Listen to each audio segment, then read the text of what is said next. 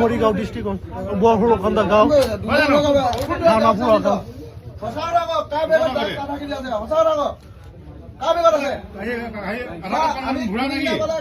আছে। মোৰ আধাৰ কাৰ্ডো আছে, মানে হেৰাই যায় কাৰণে মোবাইলত ফটো মাৰি আনিছে। আধাৰ কাৰ্ডো আছে, ভোটাৰ কাৰ্ডো আছে। সিহঁতক মই চিনি নাপাওঁ। মোৰ গাঁৱৰ নাম বৰফুলকান্দা, থানাপুৰা গাঁও, ডিষ্ট্ৰিক্ট মৰিগাঁও।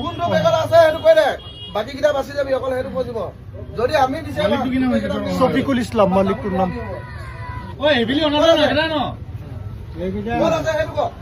কিমান নাম কৈছিলে যে